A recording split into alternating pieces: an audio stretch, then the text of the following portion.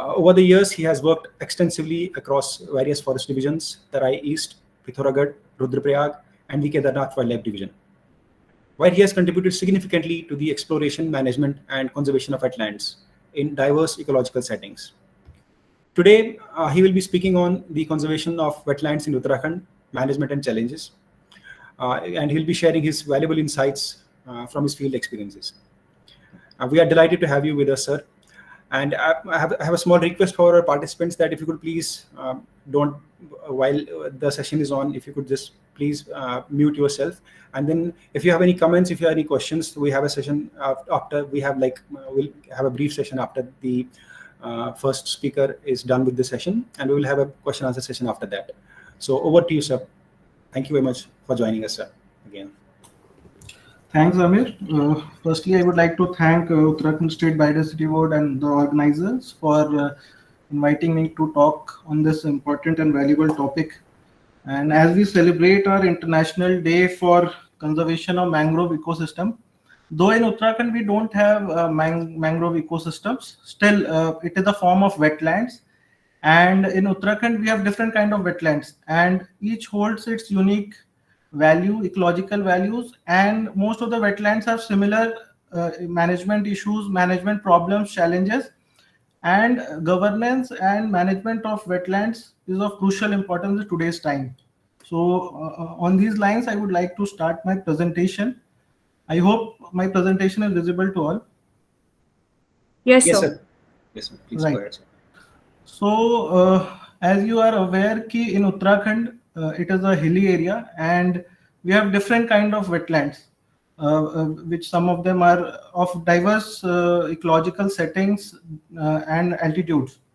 So I would like to start my presentation just to give a small brief of my presentation. So firstly, I will be dealing with the wetlands of Uttarakhand, like an overview of it. And I will use, because I am posted at Asan, and it is the first and only Ramsar site of Uttarakhand. So I would take Asan wetland as a case study to demonstrate the various management issues, challenges, and various efforts that our division is taking and department is taking for conservation of wetlands. So as to understand, because most of the challenges and issues are common to almost all the wetlands in the country. So studying wetland as a model site can help us to understand the complex problems and issues of the wetland and how to go about it in our conservation efforts. And lastly, we will have a question and answer sessions to discuss the queries of the participants. So just to give an overview of wetlands of Uttarakhand, so unlike other parts of the country where we have various kind of wetlands in form of river systems, lagoons, coastal ecosystems, in Uttarakhand we can classify our wetlands in 4 categories. Firstly, the high altitude wetlands, as we can see in the high altitude areas like the Deoria Tal, Vasuki Tal. So these are basically high altitude areas which have elevation of more than 3,000 meters or 4,000 meters. And then in the middle Himalayas, we have the lakes, various lakes, as you are aware of, Sattal, Bhimtal, Nainital. So there are various wetlands in the middle Himalayas. And thirdly, the most important ones are in the foothills, which are mostly man-made, like Asan, Tomaria, Nanak Sagar, Ramnagar. So these are basically man-made wetlands that were created for water as a dam site, and later they naturalized and formed an ecosystem such as a wetland ecosystem. And lastly, the Yamuna and Ganga river systems, which are also important, have important wetland characteristics, and they are very important from wetland point of view. So we can see in the next slide how our wetlands are situated, and you can see in the Tarai area we have large reservoirs which were mostly created in the 1960s. A large number of dams were created, and they formed a large reservoirs. These reservoirs slowly, though they were man-made in form, the backwaters and the reservoir area naturalized and formed a very healthy and ecologically important and sensitive wetland systems. And over the time, you must be aware that a lot of migratory birds come in these sites during winters. and they help them in breeding and as a resting spot. So these are mostly man-made wetlands. The middle Himalayas, as I have already told, there are a lot of lakes, and we can see in Uttarakhand there are a lot of glacial and high altitude lakes, as you can see in the map as well. So just I'm taking Assam as a case study to discuss the various issues and challenges of this specific wetland. So I think most of you must be aware about the Assam Wetland Conservation Reserve. So basically, before 2005, it was mostly called as the Assam Barrage, though it was a good habitat for migratory birds. It was never recognized as a protected area. It was just a water body, mostly like a water body. However, with efforts of various conservationists, forest department, in 2005, it was declared as the first conservation reserve. It was the first conservation reserve uh, in the whole nation. It was among the first conservation reserve declared so, and it was protected under Wildlife Protection Act. So, because I will just share an anecdotal story behind how this conservation reserve was created. So, before 2005, it was a good site for bird watchers, nature enthusiasts. However, there were competing interests between the irrigation department and forest department and nature lovers, because most of the time they used to desilt and dewater the wetland ecosystem during the peak migratory season. So there was one such instance where the water was let off, and a desilting process started when a lot of migratory birds were here, and that mobilized a whole set of nature enthusiasts and forest department to ensure that this area is protected and governed by a proper management framework. So, with this background, this conservation reserve was created in 2005, and later it was notified under wetland rules, and it is also designated as an important bird area. And looking at the various importance, and it was declared as a Ramsar site, that is a wetland of international importance, in 2020. And for all the people situated nearby Dehradun, for them it is also a popular recreational site as well. So basically, it is a man-made wetland. It was created by a result of creation of Assam Barrage in 1967, and its area is 444 hectare. And presently, it is the first and only Ramsar site in Uttarakhand. And it has multiple uses and values. Like its water is used for energy production, groundwater recharge, recreational and tourism, and a lot of, because it is situated near to Dehradun, so it is of immense importance for research community as well. Like lot of WIA scientists, research scholars from FRI, and lot of people come here and do their research work as well. And most importantly, it is an important habitat for migratory birds. So this is the whole area of Assam. It has a multiple ownership is one of the issues that we will discuss later, how it is impacting the conservation and management of this wetland. So a part of it is with the forest department, it is reserve forest. A part of it with the UJVNL, and part of the river system is the Assam River is with the revenue department. So multiple ownership possesses a different set of management issues, and it is important that coordination between various department and organizations is important for conservation of such wetlands. So as you can see, it has a very good species richness. There are 330 birds recorded, 49 species of fishes, 20 mammals, and 5 reptiles, and numerous plants, and also a lot of critically endangered and vulnerable species are also found. And due to these aspects, it was recognized as wetland of international importance by through the Ramsar Convention and in 2020. So basically, Asan as a Ramsar site, it qualifies 5 of the 9 criteria for it to be designated as a Ramsar site, and the criteria 2, which is rare species and threatened ecological community. So a lot of critically endangered species are found here. It supports a very good biological diversity, and also,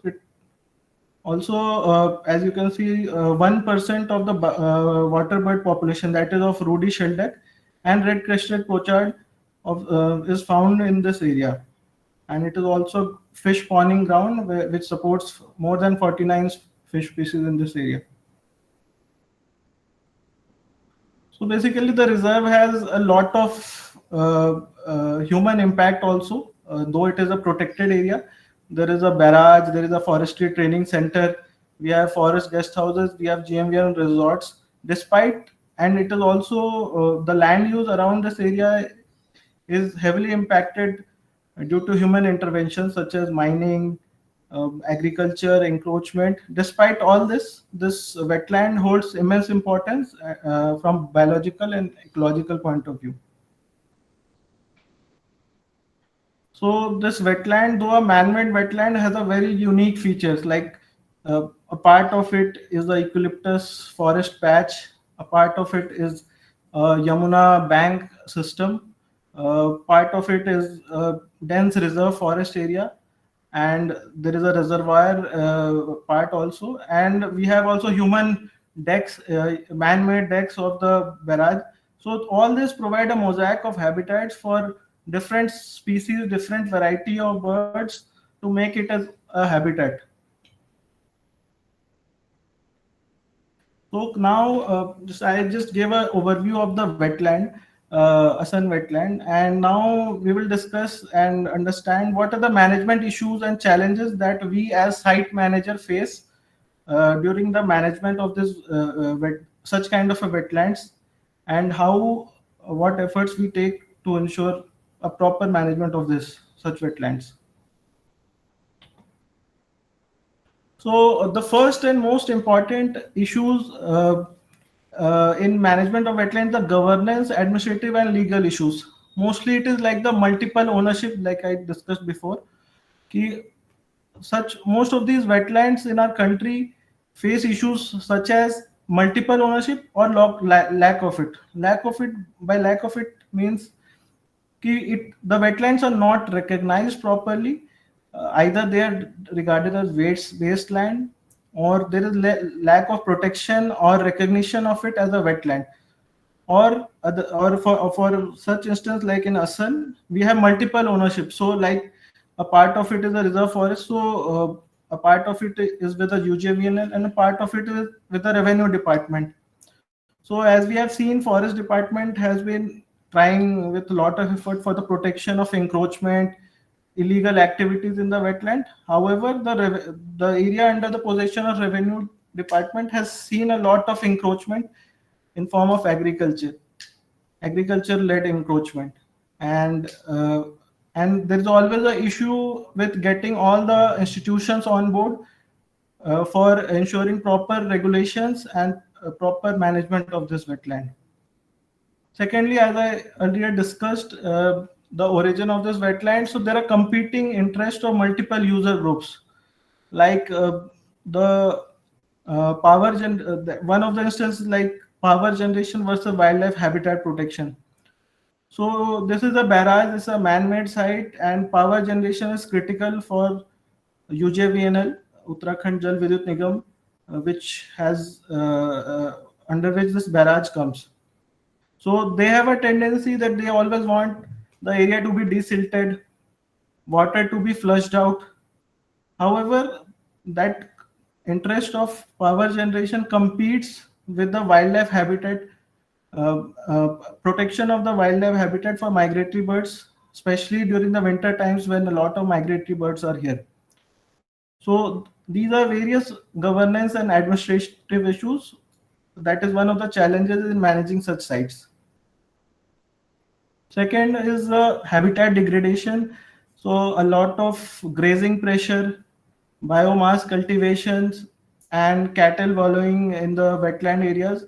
So these are biotic pressures on the habitat that that has a negative impact on the migratory birds, their breeding, and their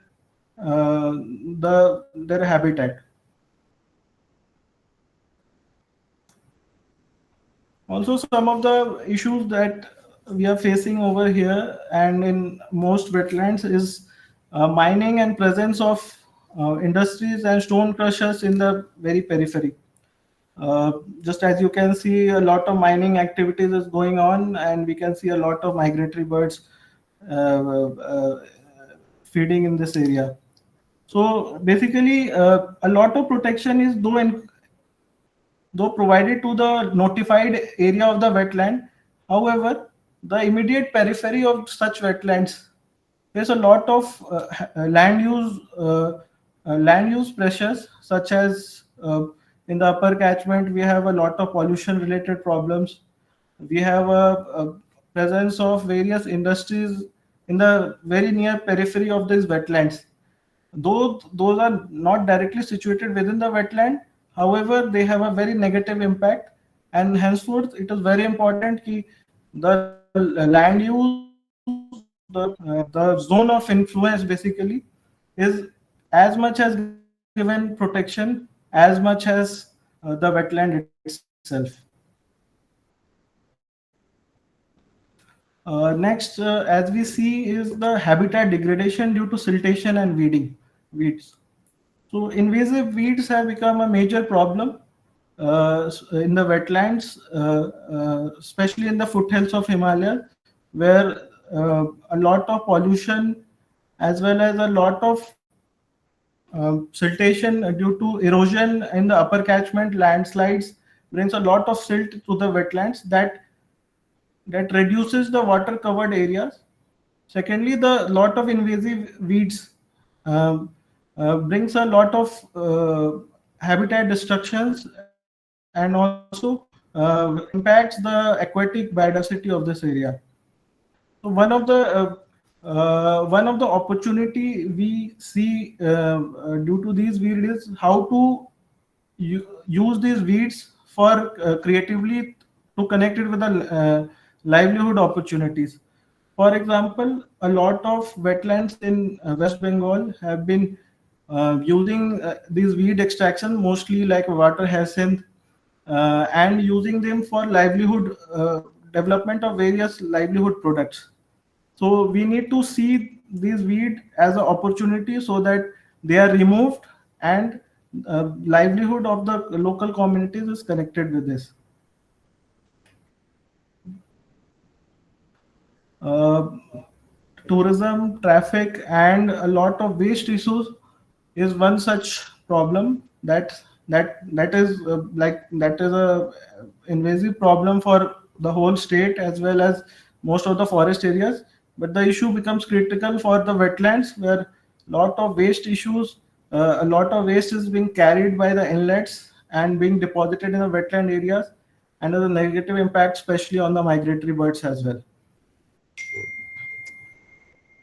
Also, the pollution in the upper catchment and various point sources and non-point sources through which this pollution comes into this wetland ecosystem has a negative impact on the water quality, as well as increase in the heavy metals has an impact on the communities in the nearby which are residing and consuming the water from these such wetlands.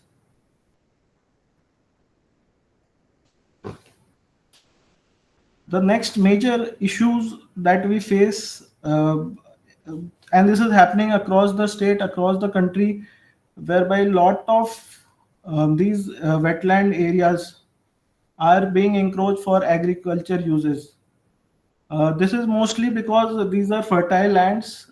Uh, there have been lack of governance or protection framework that protects these wetlands, and slowly these wetlands or river systems are being encroached upon for agriculture.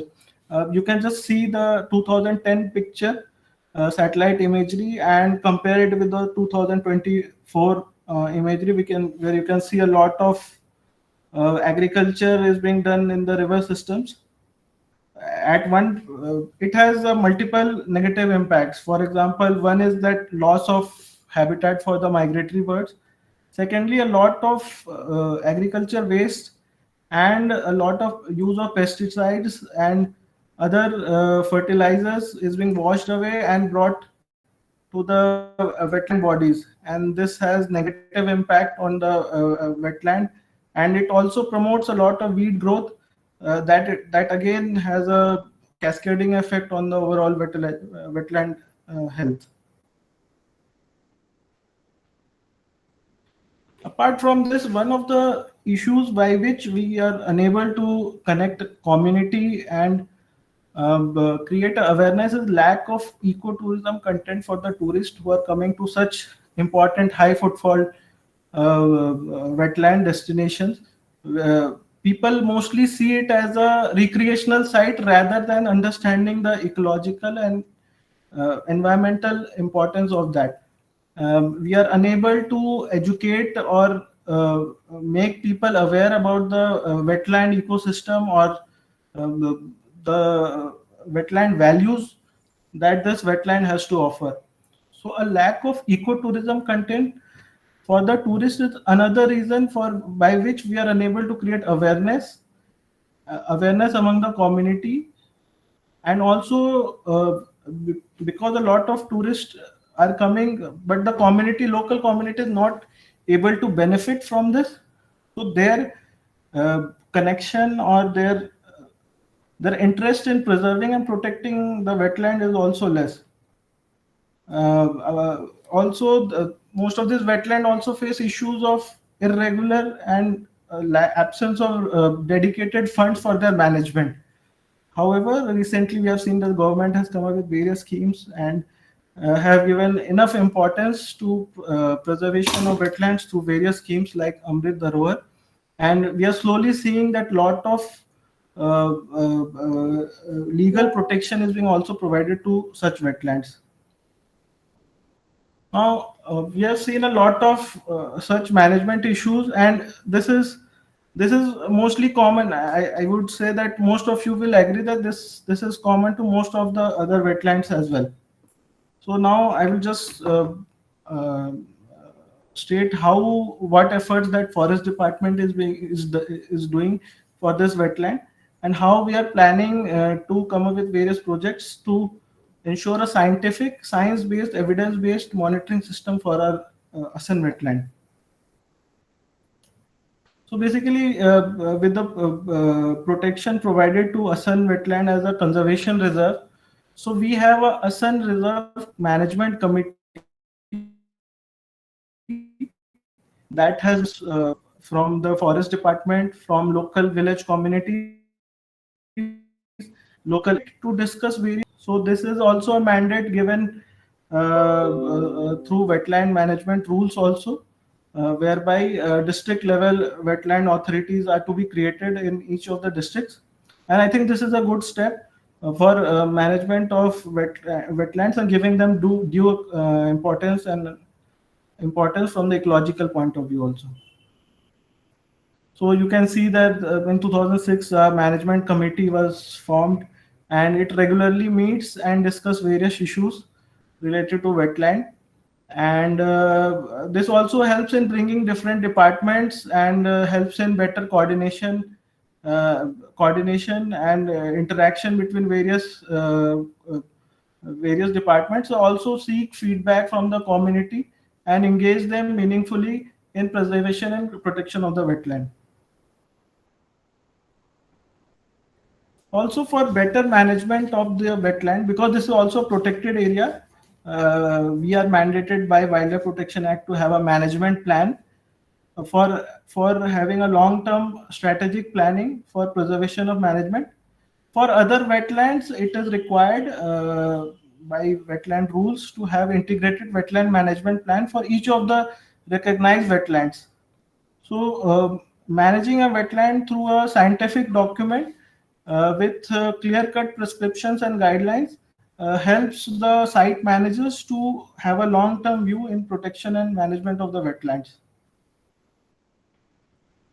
A large number of habitat improvement works is also carried by forest department, such as clearing of the wetland banks for birds, the ducks and various migratory ducks to spawn and sit.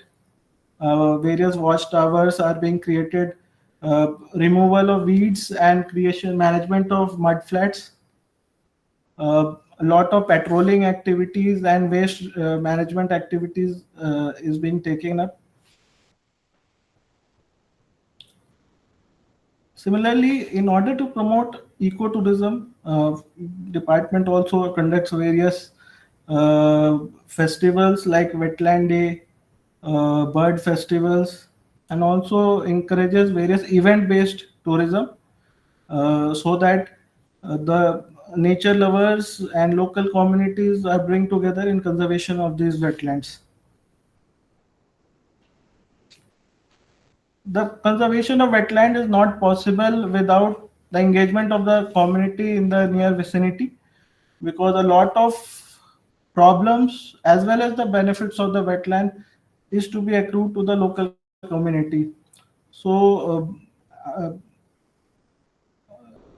in order to scientifically manage and have a livelihood awareness and capacity building, it is very important that local community is involved.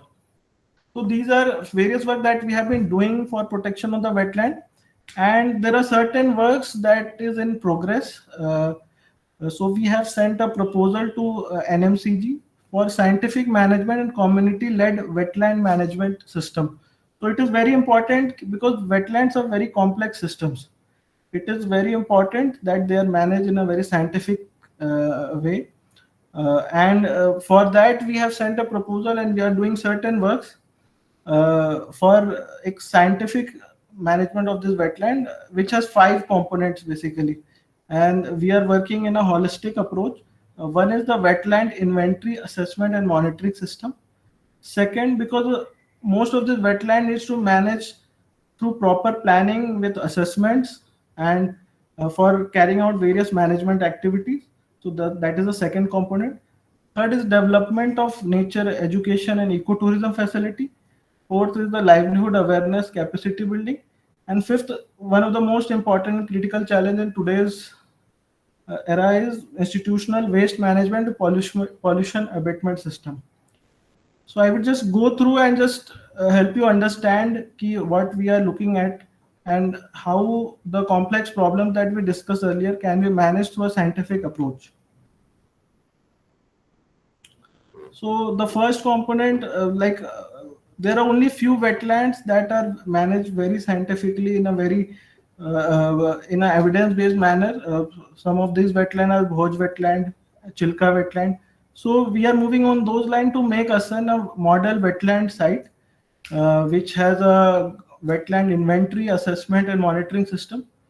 So we are planning to use remote sensing technology, drone technologies, and bathymetric survey to create a baseline and develop various thematic layers of the wetland, so that in long term we can monitor the various aspect of the wetland, especially various health monitors like water quality, biodiversity indicators, and also understand the hydrological connectivity, especially the upper catchment, and how the changes in its catchment areas impacting the wetland health.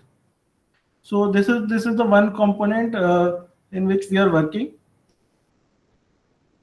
Thereafter, our idea is to create a knowledge center whereby all the data that we are collecting is being collated and being put up in the form of real-time dashboard with data being fed through automated or real-time or near real-time feed of data, and this will be automatically analyzed and will be used for various research purposes, as well as monitoring and assessing the ecological and wetland health of this wetland.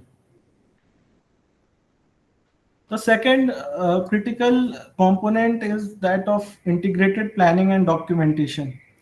So being a Ramsar site, and for most of the wetlands which are protected under wetland rules, it is very important to have integrated planning as well as documentation of the wetland in forms of such as Ramsar information site, wetland health card. MOEF has come up with management effectiveness tracking tool. They have given a set of parameters and formats to assess how well the wetlands are being managed. And it is very important that wetlands ecosystem services are assessed, and the various the socio-economic parameters are assessed and used to identify various wise use of these wetlands. And to sum up with all these prescriptions, issues, and things needs to be bring into a single framework of integrated management plan for long-term protection and management and conservation of these wetlands. So there are various schemes also, like National Plan for Conservation of Aquatic Ecosystem and Amrit Dharohar, which is specific to protection of Ramsar sites. So this is the second component of integrated planning and documentation. Thirdly, as I had already discussed, one of the problem is of protecting the wetlands is lack of ecotourism content, and thereby the economic benefit or nature education is we are unable to impart in nature education to the community, to the children, to the students in a very meaningful way. So having a state-of-art interpretation center is very critical for protection and conservation of the wetland through a community awareness program. So we have planned to have a state-of-art interpretation center with 3D models, biodiversity profiles, and to have a very nature-based with minimal disturbance eco trails and biodiversity park, which has exhibits of various nature forms that are present in this wetland, so as to give an immersive experience to young minds, young children, and community who visit this area to understand the ecological importance in a very fun and in a very popular way. Next, like I had discussed before, Ramsar site are mandated to have a dedicated community communication, education, participation, and awareness, that is SEPA program, and that helps in reaching out to the community, and also preparation of people biodiversity register of the local BMC committees, local EDCs, and to secure the livelihood of the community based on wise use concept. So we have done a lot of community-based exercises by engaging local Buksa tribes, and we have created a group of 20 Buksa tribal ladies, train them as nature guides so that they help in long-term maintenance and conservation of this wetland.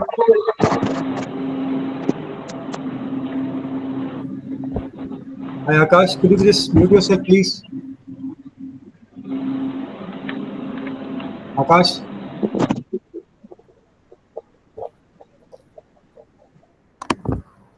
Yes, sir, please go ahead. The last and the crucial aspect is, and one of the most neglected aspect is institutional waste management and pollution abatement system. And we have just associated with a few NGOs, local NGOs like Waste Warrior and other NGOs, and we are working on a model whereby community-led solid waste management through waste mitras is being created. Also, because most of the nearby habitations are Gram Panchayat areas, they don't have a dedicated waste management system as in urban local bodies. So it is very important that local institutional Gram Panchayat bodies are strengthened, they are supported, so as to create a theory of change whereby the community is empowered, the waste is converted into some form of wealth, for example, like a waste to art form. The discarded waste is properly disposed of, and it empowers the waste workers and also promote local entrepreneurship. So with this idea, we are working on an institutional waste management and pollution abatement system, and all this will be monitored through what I had discussed earlier, like a knowledge center and a YMA system, assessment, inventory, and monitoring system. And this will bring us to a holistic management of our wetland, overall management of wetland, and we hope that once this project is fully delivered, we are able to achieve few outcomes. The first and most important is the conservation and wise use of this wetland through integrated ecological management and restoration of its ecological character and improvement of the habitat quality. Third is the enhancement of community participation in wetland stewardship and a sustainable ecotourism, not the tourism which has a negative impact on the wetland health. And fourth, because it is also a Ramsar site and a lot of commitments are on the wetland management authorities as well as the site managers to have a proper governance mechanism in line with the Ramsar site commitments. So we are expecting that we will be able to achieve these objectives. So I have summed up our management issues, challenges, and efforts. I would just like to conclude by saying that management of wetlands would require these 5 things to be considered upon, which has been discussed in my presentation. One is the location and extent, that is demarcation, recognition of the wetland, its boundaries and its zone of influence. Second aspect is catchment and hydrology, that is how the nearby periphery and its catchment and hydrology is working and what are the impacts and challenges to it. Third is the biodiversity, the indicators of biodiversity, the flora, fauna, and various aspects related to the biodiversity. So how we are managing it, what are the changes that we are seeing in this, and how the habitat can be improved. Fourth is the ecosystem services and livelihood. What are the benefits and what are the ecosystem services that this wetland has to offer, and how community and their livelihood can be linked so that they are sustainably managing these ecosystem services and also coming forward to protect and preserve their wetlands.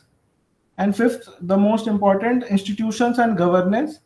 That is how these wetlands are managed, how various institutions and government bodies and communities are coming together in a form of an institutional framework for long-term management of this wetland. So I think to sum this all, I would say these 5 aspects are crucial for holistic development of wetlands and management of wetlands across the state, across the country.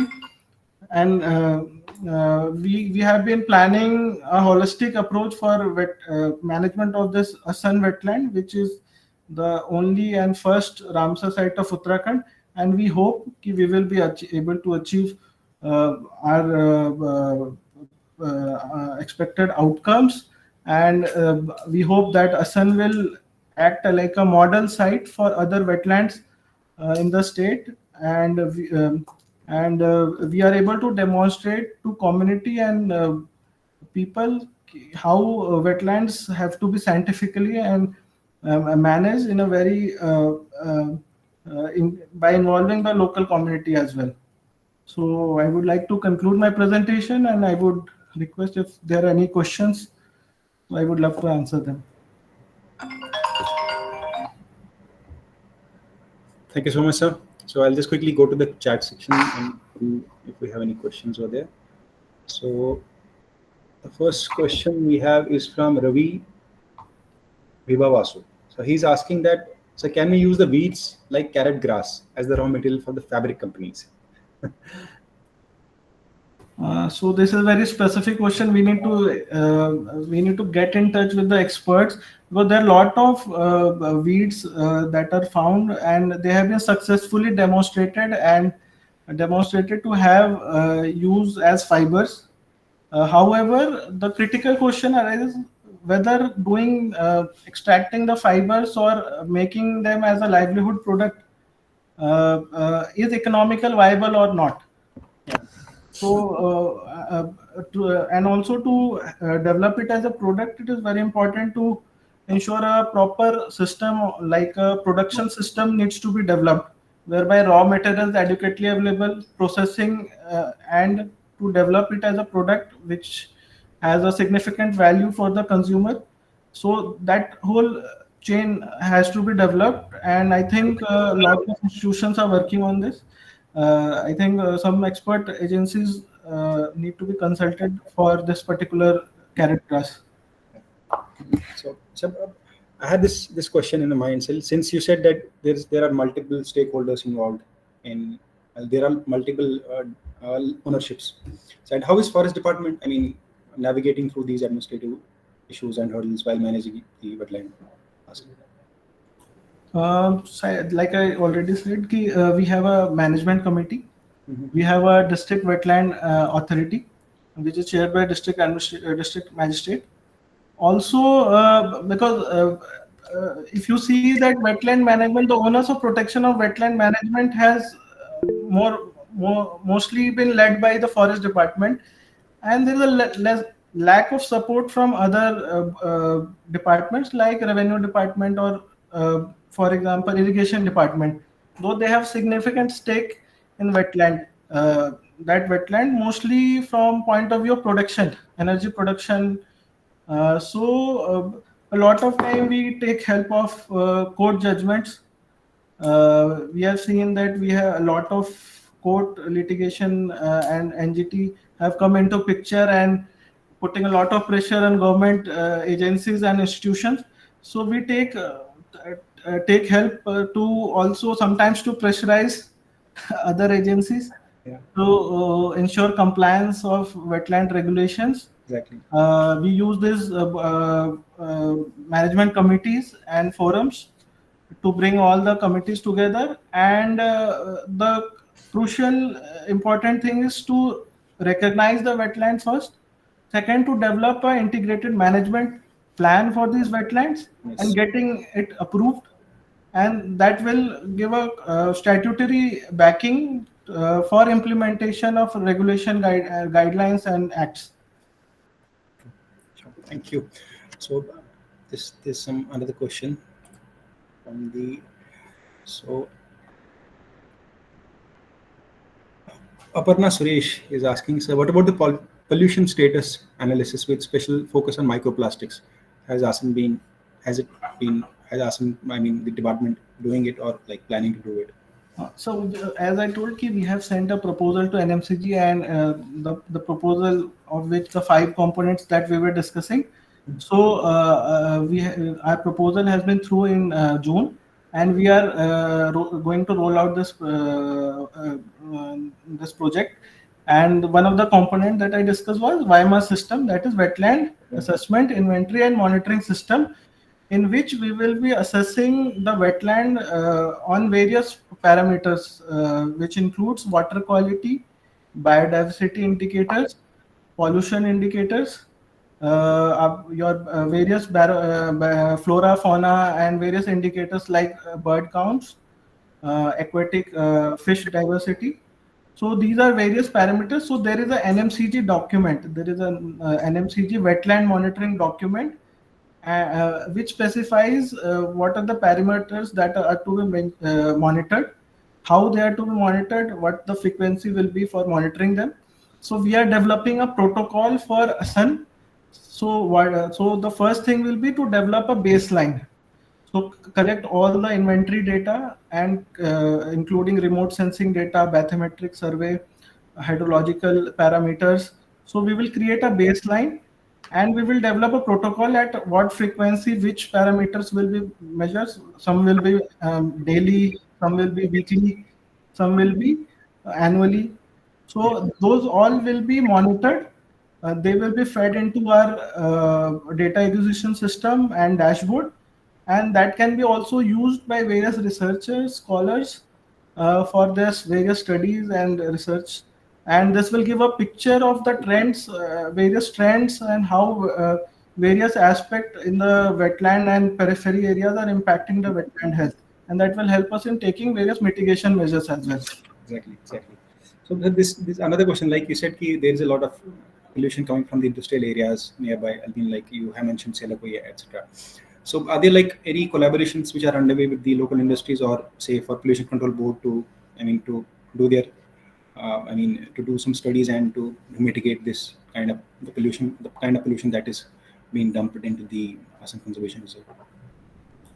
So we are doing two things. First, once the baseline is ready and we have all the pollution related data and these data, and second is the hydrological connectivity reports, in which we will be studying the catchment areas and how the catchment, various factors in the catchment will be impacting this wetland health.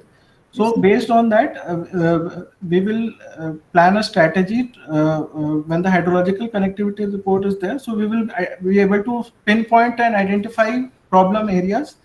And we have also been in touch with Uttarakhand Pollution Control Board. And we have been trying to regularize the main polluting industries and identifying them. But the whole problem is that presently we don't have a scientific monitoring system so as to question and to ask various industries and institutions to act. So once we have a proper monitoring system, then it can scientific system, so that will, in that case, we will be able to enforce in a more strong manner. So one more question, sir. This is like a general question. So it's saying that if you could just give a difference between what is a Ramsar site, what qualifies a wetland to be a Ramsar site? So Ramsar Convention, India is a party to Ramsar Convention, which was to recognize wetlands of international importance. And presently we have more than 85, I think, wetland sites. So when wetlands, there are basically nine criteria for a site to be recognized as Ramsar site, and there is a protocol for a site to be declared as a Ramsar site. So when the site owners or site managers feel that the wetlands have significant ecological values and importance and wetland features, so they do some assessments, which is called Ramsar information sheet, that has to be filled, and various parameters has to be monitored. And if it qualifies on the 9 criteria that have been mentioned, for example, Assam qualifies 5 of the 9 criteria. So it relates to population of migratory birds, supporting fish diversity, biological diversity. So there are various parameters and protocols that have been given. So there is a proper system by which recognition of this Ramsar site is being done at national and international level. So the proposal has to be animated from the state government side through the site managers by following these guidelines and informations. So is there a possibility that it can be with time? So has it been ever revoked? Is there a possibility of being revoked a Ramsar site? There is a Montrex record in which if site is not performing well, its ecological characteristics is being negatively impacted. So it can be put on that record. That is, it will be put on watch list. Watch list, okay. For example, Keoladev National Park has been there on that watch list. Loktak Lake was there because there was a significant negative impact on this wetlands. So every time when such conventions on Ramsar sites are happening, so these issues are discussed, and it also puts upon a negative tint on the image of the state government that they are not managing their wetlands. A lot of efforts are being done to remove Kevladev National Park from that record, and Loktak Lake also.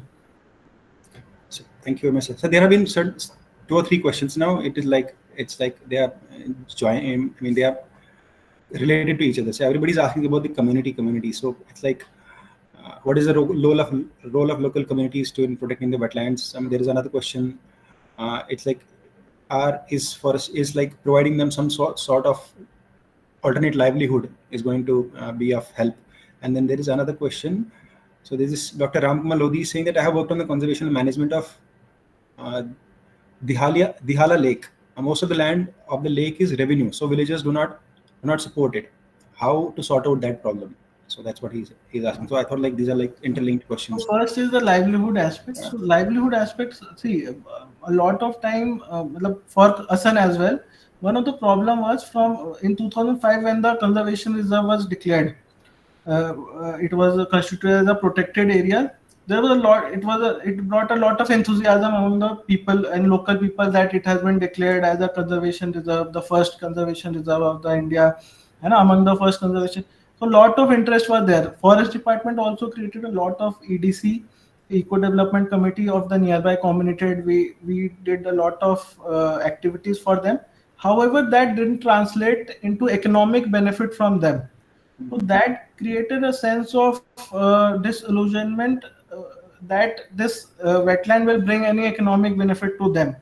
So some of them were trained as nature guide, some of them were, but there was not a consistent effort to link it there to the economic benefit. For example, if we could get them engaged as nature guides, certified nature guide, if we can develop a souvenir shop and develop a lot of products that are based on this wetland, for example, weed based products or some bamboo based products or sustainable products for the communities nearby.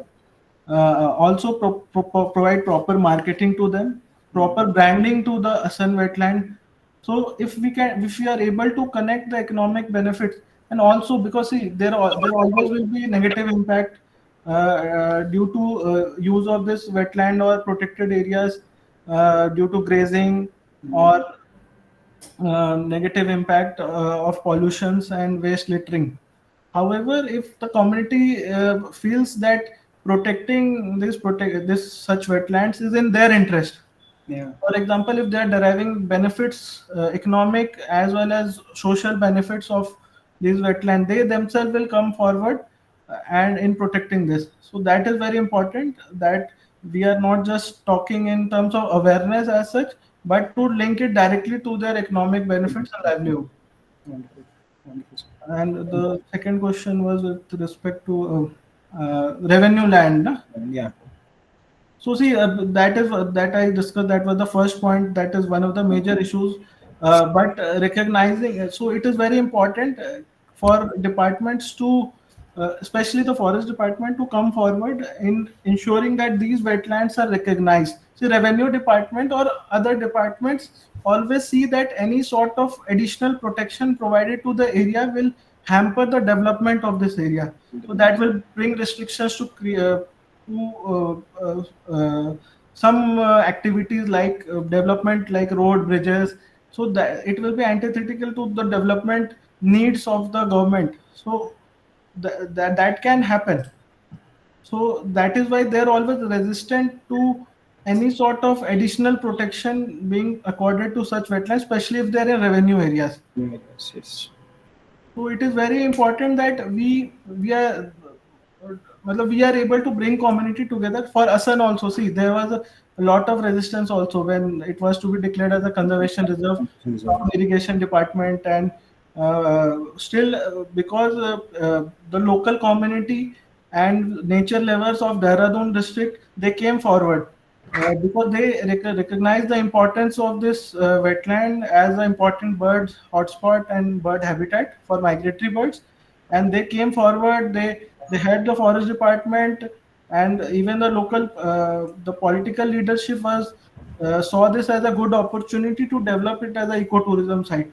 So a lot of convincing is also needed. It is. At different levels, and also community and nature lovers also need to come together. for protection of such wetlands. Definitely. So I think that's it for us for the question section. Yes. Yeah, no more questions, sir. No more questions. So yeah, thank you very much, sir. It was very nice of you, like explaining everything about the Assam Conservation Show and for enriching us with all the information.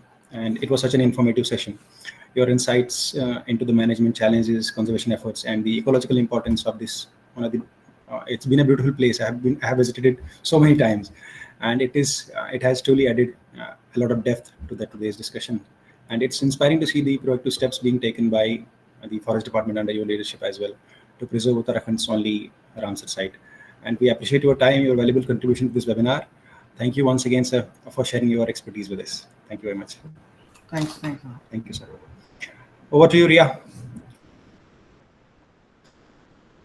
Hello, everyone. Now we have another session, another webinar talk on the title is Mangroves, the Coastal Warriors by Miss Neha Tamhankar, ma'am. Ma'am, are you there? Yes. Yeah. So I will just give you a brief about ma'am. She is a PhD scholar at Forest Ecology and Environment Division, Forest Research Institute, Dehradun. And she's currently working on the regulating ecosystem services of mangroves, and her study site is Ratnagiri, Maharashtra. So I will not take much time off, ma'am. And ma'am, over to you. Now, please, you can run your presentation from your end. Okay.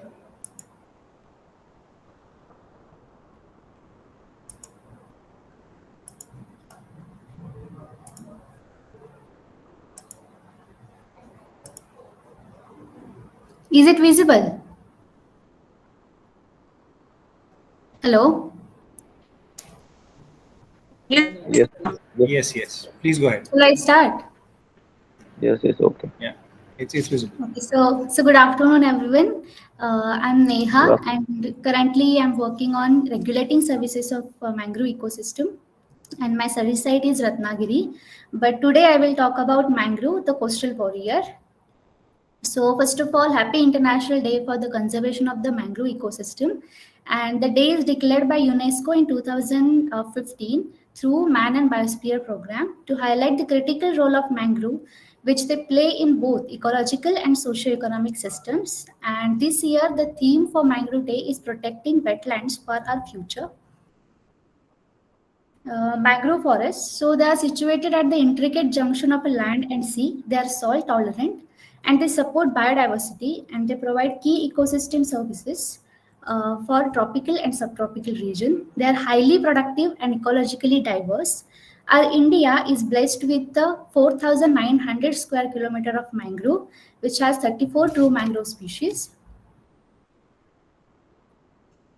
So, what makes mangrove to grow in such harsh conditions? So, there are these few mangrove adaptations which helps them to sustain in such condition. So, first is pneumatophores. Few species like Avicennia have pneumatophores, which are aerial roots allowing the plant to breathe in oxygen-poor and waterlogged condition. Next is salt gland. So few species have these salt glands which help them to excrete excess salt absorbed from seawater. Next is prop roots. So species like Rhizophora, they have these prop roots which provide strong anchorage in shifting sand and tidal flows, which helps in stabilizing. Then the another adaptation which Rhizophora has is a vivipary. So vivipary allows seeds to germinate while still attached to the mother plant, and then their elongated seedling fall and embed in sand and start stabilizing. So these are the four important adaptations which helps them to grow in such a dynamic environment. Then important mangrove sites from India. So the mangrove sites from east coast of India are popular like Sundarban, Orissa and Pichavaram. So these are the deltaic mangrove, and they are the large because of the large rivers which they have. But when we discuss about the west coast of mangrove, these there are the numerous small rivers which flows through Western Ghats, and thus the mangroves of the west coast are patchy, narrow, and site specific. So floristic mangrove diversity of India. So mangrove had 34 true mangrove species of 16 families and 22 genera. Here also in this map, we can see that the east coast of mangrove had 34 species, while on the west coast only 22 species are there. So my study area is on west coast, and these are the few images from my study site. So in first site, we can see that the pneumatophores of Sonaricia alba. So pneumatophores are for Avicennia and Sonaricia, but Avicennia has a small root-like pneumatophores, while Sonaricia have these conical and large pneumatophores, which helps in respiration. Then there are the other few species from study area like Rhizophora apiculata, Bruguiera, then Candelia, and Lumnigera racemosa. Then the giants of mangrove. So the Royal Bengal tiger, the Sundarban is the only mangrove habitat in the world where tigers are found. Then these large saltwater crocodiles are also found in the east coast of India. But freshwater crocodiles are seen in west coast, where mangroves are found in inside river, like where freshwater is also there. Then this smooth-coated otter I have observed many times in my study area also. Then this spotted deer and Indian jackal also visit mangrove for food. Then the winged wonders of mangrove. There are many bird species which we observed in mangrove. Basically kingfishers because they feed on fish. Then herons and egrets are also found in mangrove area. Then this is a black-backed dwarf kingfisher. This last image. This is a popular bird in Konkan region. It migrates for breeding in monsoon time in India, like in Konkan region. The nesting site for this kingfisher is generally freshwater streams, but for food it is mostly depend on the mangrove. So I have seen this bird many times in mangrove while my study visits. Then mangrove flower, like a microbial hotspot of species. So this mangrove floor is always active, alive, and there is always a hustle on this floor. So and you can see this red flag, the show which shows fiddler crab. Then clam and mussels are also very important seafood sources for coastal communities. Then there is a mud lobster, which is also known as the engineer of mangrove. So their burrowing activity play a significant role in bioturbation, influencing nutrient cycling, and it facilitates the soil aeration.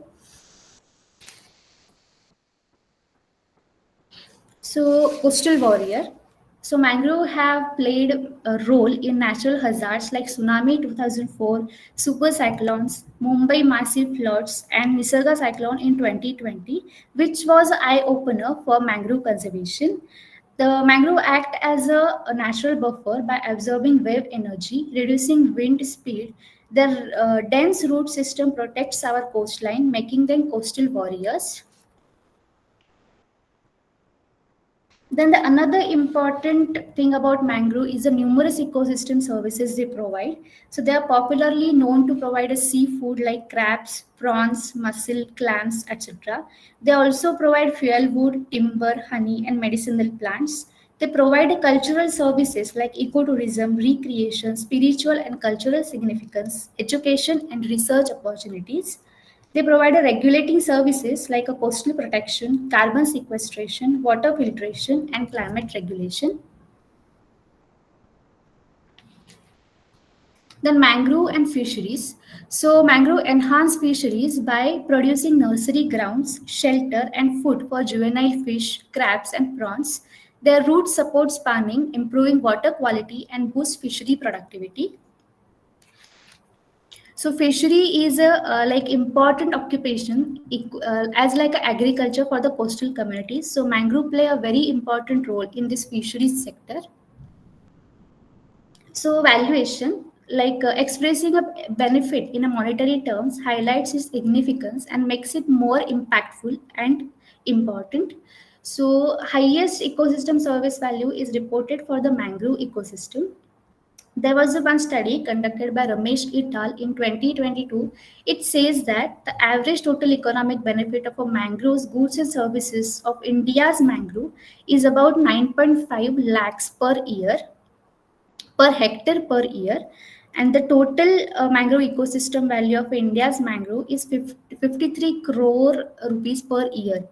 So that's how the mangrove are important for our planet.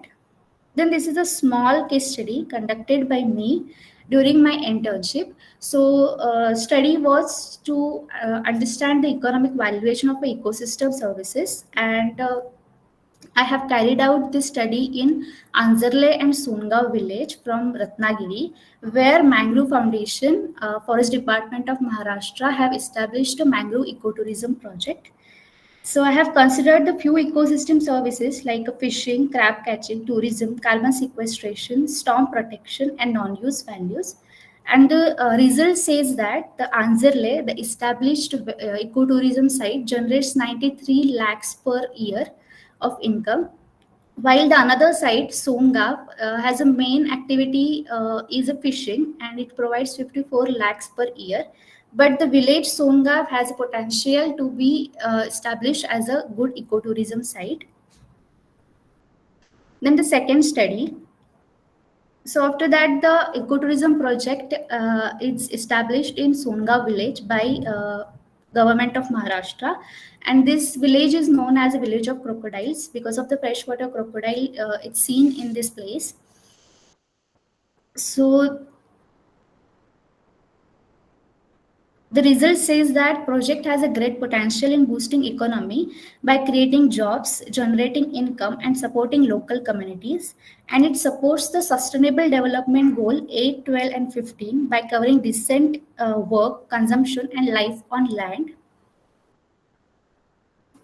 Then there are several different activities were carried out by this project. So they are afforestation, monitoring creek pollution, sustainable fishing, and women-led program. So such activities also boost sustainable development goal like gender equality, life below water, sustainable goal 16 and 17. So this is the perfect example of a community-based conservation for the sustainable development, where we can conserve mangrove and we provide livelihood for the local people. Then the another very important thing about mangrove is their potential in carbon sequestration. So they're popularly known as a coastal blue carbon habitats.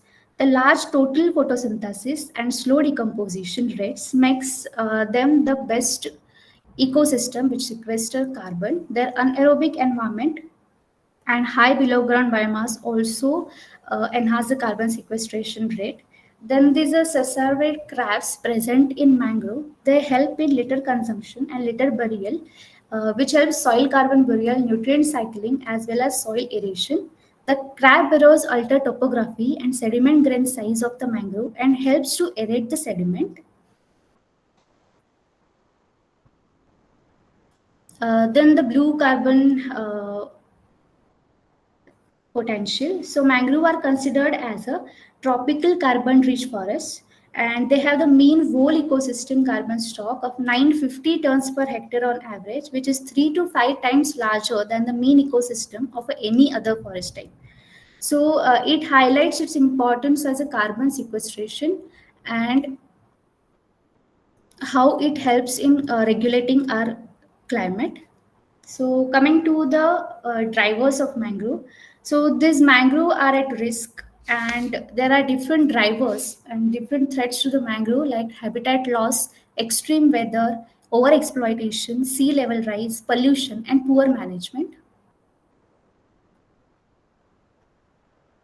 The diagram says that the main reason or main driver behind the mangrove loss is aquaculture and natural retraction. And for the last or previous decade, mainly it was a natural retraction. So natural retraction is the climate change or the impact of climate change on mangrove. So mangrove are losing their habitat because of sea level rise and many other things. So the ecosystem which plays vital role in regulating climate itself is severely impacted by the climate change. So here I want to conclude my presentation. So mangroves stand as a silent guardians of our coast, protecting shorelines, supporting biodiversity, sustaining livelihoods, and fighting climate change. Yet they face mounting threats from human activities and climate impacts. So preserving mangrove is not just about saving trees, it's about securing our future. So let us act today and protect these coastal warriors for our generations to come. Thank you. Thank you so much, ma'am, for inviting us on the mangroves and how they are serving as an coastal warriors for all of us. And now the floor is open for the Q&A session. I would request all the participants to share their query on the chat box so that we can ask the query with ma'am. And please share your question, sir. Ravendra Prasad, sir, I have seen that you have raised your hand. Uh, Kindly drop your query, or if you want to ask to Hello. ma'am, just unmute and ask. Yes, sir. Hello. Yes, sir. Ji, sir. Please go ahead. You're not audible, sir.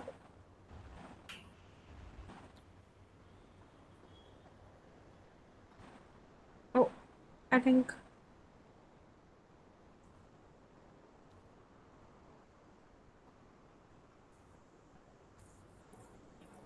Am I audible? Yes, you are audible. Okay, so we have queries regarding mangroves और ma'am क्या mangrove को artificially तरफ से grow किया जा सकता है Neha ma'am please answer this query Hello, ma'am. Hello, sir. What ma'am does artificially means, like natural regeneration or the nursery regeneration, or what do you mean by artificial?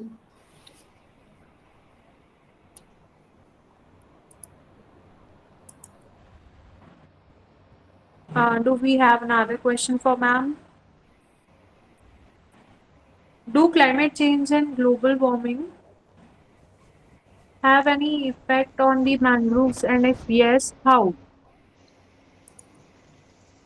Actually, the global warming is causing a sea level rise, as well as pollution is also increasing. The temperature is also increasing, and it will lead to change in the distribution as well as their regulation, like climate regulation as well as the ecosystem regulation also alter. So that the prediction is that the distribution of a mangrove will shift depending on the temperature. Ma'am Aman Pal sir ने clearly mention किया है कि ma'am क्या mangrove को artificially तरफ से grow किया जा सकता है like manually near coastal area Badakot village में मैंग्रोव के पॉपुलेशन बढ़ने के पीछे का क्या कारण हो सकता है कहा मैम मैंने बड़कोट विलेज नो मतलब स्पेसिफिकली तो मुझे नहीं पता है, बट मैंग्रोव को प्लांट किया जा सकता है. सो जो राइजोफोरा के जो सीड्स होते हैं उनको कलेक्ट करके प्लांटेशन किया जाता है. बट बाकी जो ट्री स्पीशीज है वो अभी तक नर्सरी में ग्रो नहीं हो चुके हैं, क्योंकि अभी कोई उस पर रिसर्च चल रहा है. बट उनका जो रेट है वो बहुत कम है. तो जनरली जब प्लांटेशन किया जाता है तो वो राइजोफोरा स्पीशीज का ही किया जाता है. और मैंग्रोव वही ग्रो हो सकते हैं जहाँ सैलिनिटी और बाकी सारे कंडीशंस हो. You can't plant mangrove in normal forest और like that. I request Ravindra Kumar sir, Ravindra Prasad sir. If you have any query, sir, please ask. Otherwise, mute your mic.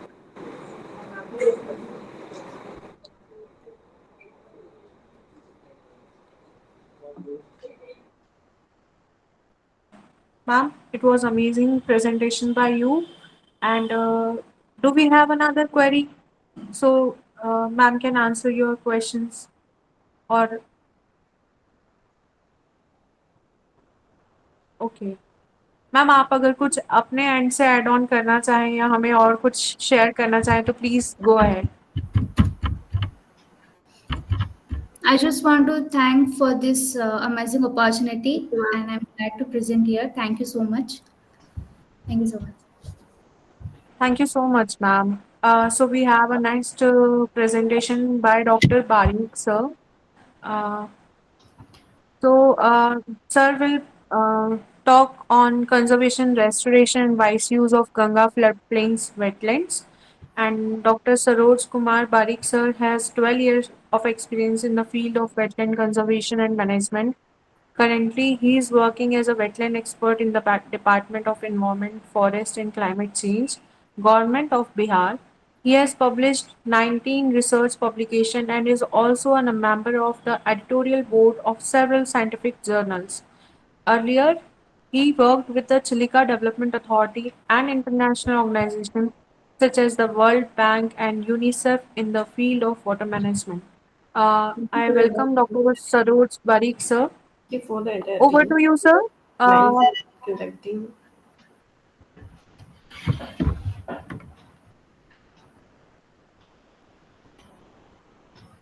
Sir, please present from your end if you want to, otherwise, our team will help you. Thank you for the entire team behind the webinar. Dr. Barik, are you there?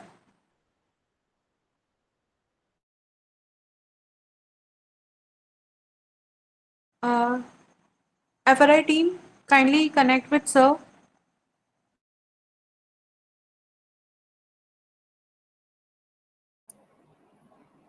Yeah. Dr. Barik, am I audible to you? Dr. Barik.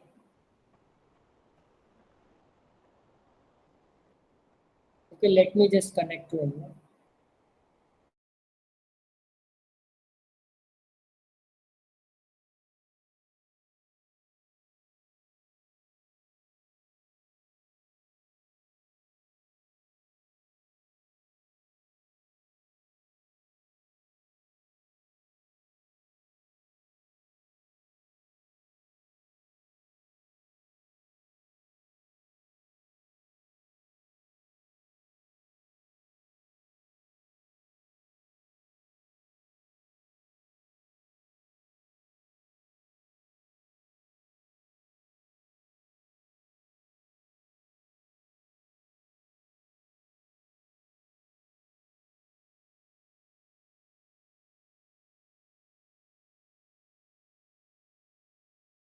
Conversation with sir. He is joining us. Just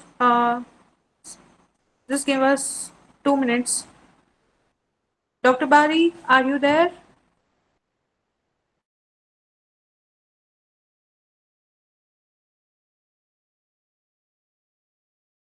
Okay, so Ria, if you have sir's presentation, you can present it over Yeah. here, and sir will Yes, be yes, right back in 1 to 2 minutes. yes. He's facing some issue. Yeah, sure.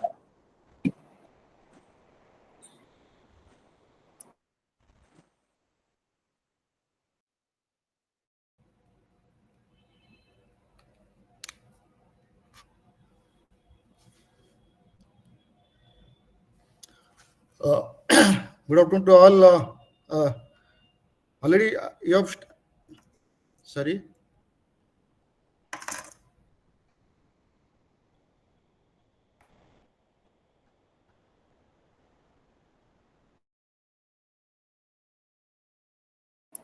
So you can present yourself. I'm sharing the screen. Can you see my screen? Yes. Okay.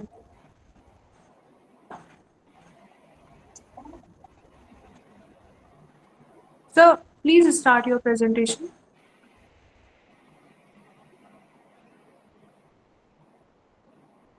Ria, please check check is this in full screen or not?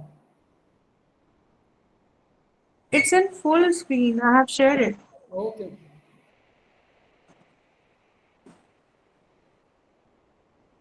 Please continue, Uh, Doctor. is it visible on Yeah. your slide? Yeah, okay. Thank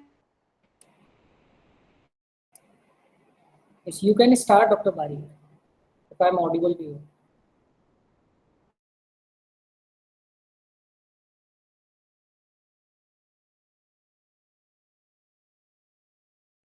So please let me know when I have to shift.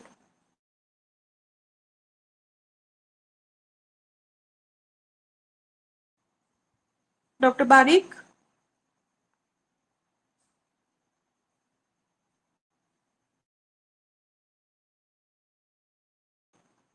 Shivam sir, kindly communicate with sir. I think Kindly coordinate with sir. Hello. Yes. Yes, sir, you are audible. Can I start now or? please. Yes, go sir, yes, sir. Please go ahead. Okay. Good afternoon to all. Thank you, organizer, Uttarakhand State Biodiversity Board and FRSI. Like I know. Okay. So it's an opportunity for me to share my some knowledge with all participants. Basically, this today, basically, 26th July is the International Day for Conservation of Mangrove Ecosystem. But due to some maybe you observed today, you observed this days today. But okay. Next, actually, I have to say something about basically uh, uh, conservation or restoration wise of floodplain wetlands. Basically, floodplain wetlands, you have to basically these floodplain wetlands we can get only in the river basin side, like in Brahmaputra River, Ganga River, and Yamuna River, like that. These are the because floodplain wetlands. Those wetlands are located in the floodplain zone of the river systems. So basically, these wetlands are very dynamic system because it have more role to recharge groundwater, and it situated in the flat area. Basically, these wetlands, some wetlands it categories as Oxbow Lake also. Oxbow lakes are under these floodplain wetlands, one of the main criteria, many of the component, many of the classification of floodplain wetlands in Oxbow lakes. That is, I have to say something about the Ganga floodplain wetlands. And how to conservation, restoration, and wise use plans for Bihar government. What are the steps taken to conserve the floodplain wetlands? And before that, next slide, please. So इसमें अभी मैं you have to basically this is related to Uttarakhand State Biodiversity Board. In the I have to say something that recently the Cunning Mental Global Biodiversity Framework, it includes it have given weightage to the wetland conservation and management. In that there is basically 23 targets in that framework. You have to achieve within 2030. The targets and goals to be achieved by 2030. From this, there is three targets. That is target 1 and target 2 and target 3. That is specially for the focusing on the conservation of wetlands, conservation and restoration of wetlands, and the first one basically target spatial planning, and it is clearly instructed to add these target 1, target 2, and target 3 in the national biodiversity strategy action plans to include these target and given give weightage to the wetland conservations. Basically, first target is of the area of biodiversity importance. The areas of basically areas of high biodiversity importance. This is basically you have to include Ramsar sites. Ramsar sites having the high biodiversity importance, because the criteria, those the 9 criteria is out of 9 criteria, some criteria to be fulfilled to declare as Ramsar site. So from 9 criteria, basically these 9 criteria linkage to biodiversity, most of the 9 criteria. So it can Ramsar site will be more given more importance to in the target one. Second one is the restoration of wetlands. Basically, it are focused to the wetlands which are degraded in the inland wetlands or coastal waters, coastal or marine ecosystem wetlands, brackish water wetlands, and you have to given national targets to at least given 30% of the total area of the geographical area of the states to be included in the restoration into restoration plan of the wetlands, the state action plans. Next slide. Target 3 basically it also it focuses on basically other effect area based conservation measures, including wetland importance Ramsar site. It also given to contribute to the conservation of at least 30% of terrestrial inland wetlands, especially particular importance of biodiversity ecosystem service. उसमें basically it have given more importance to the wetlands, which are being the hot biodiversity spot like that, and given to total 30% of the total geographical area of any states to restore these wetlands and degraded wetlands, basically focus on the degraded wetlands, and plan for area-based conservation measure plans to give importance on these points. Next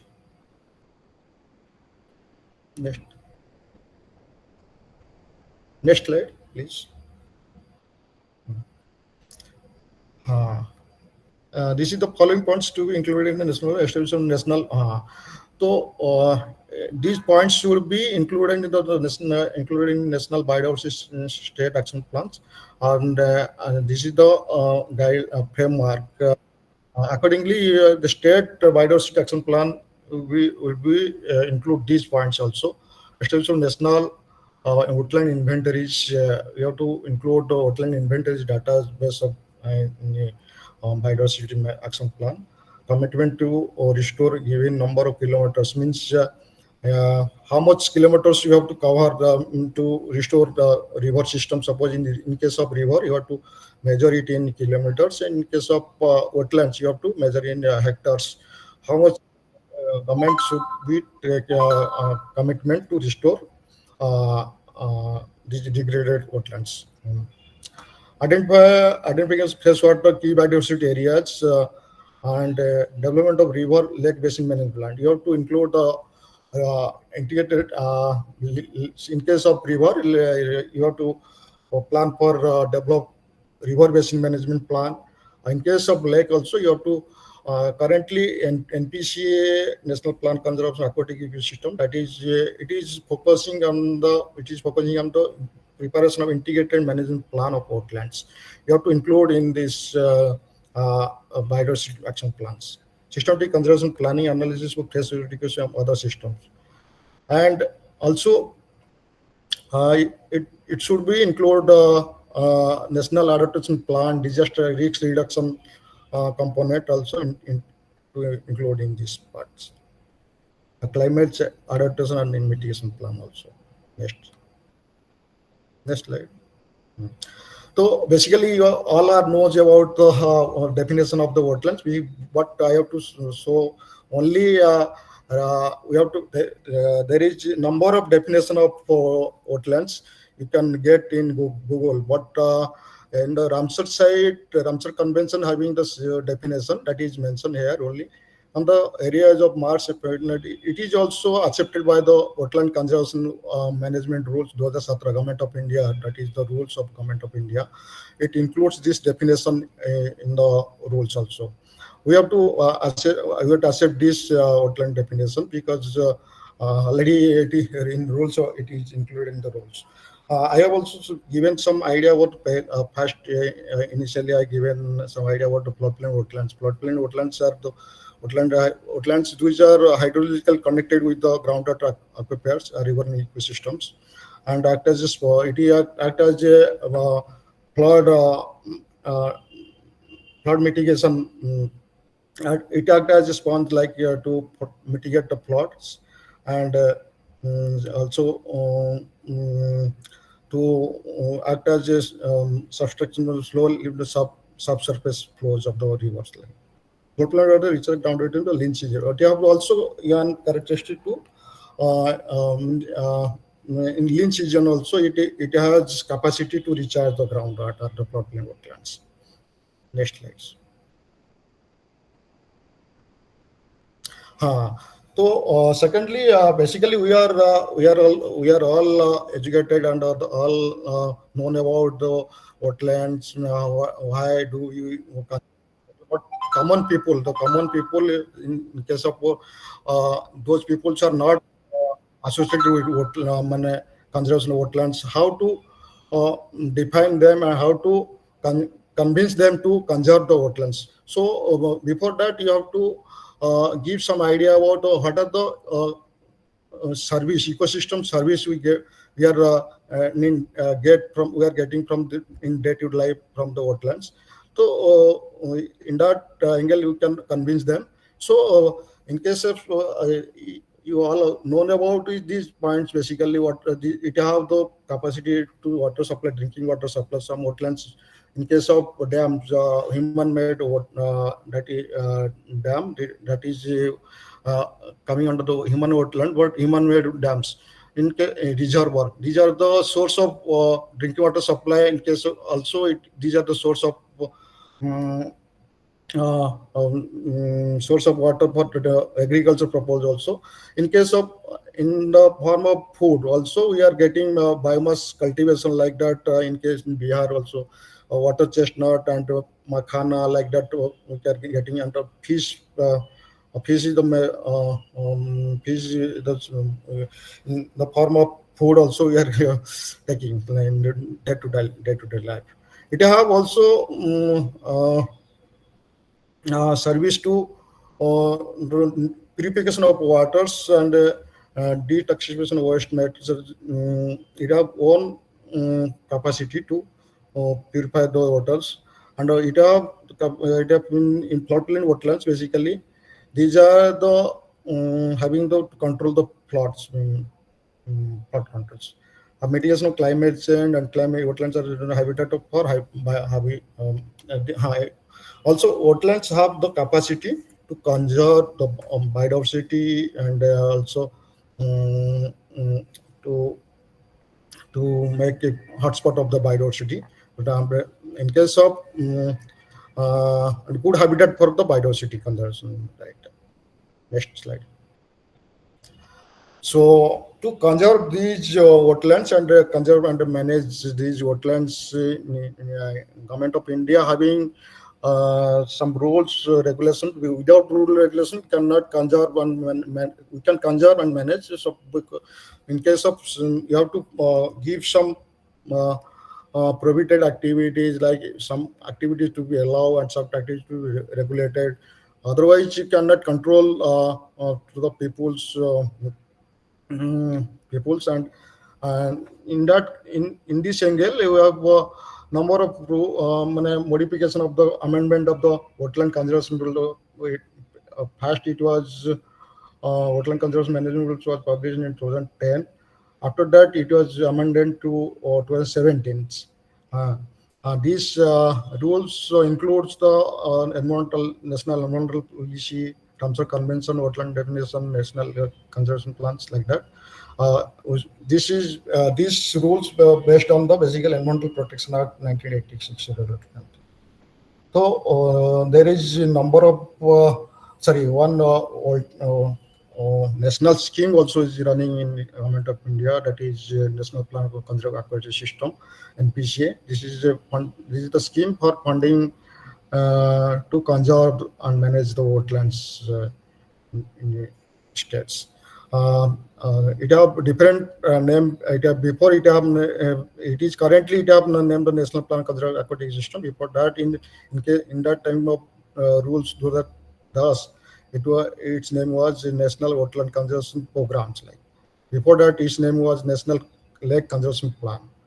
So these are the changes. These are the these schemes will support to conserve the manage the wetlands in every states, and it is the central scheme. It have 60-40 ratio basically for the yes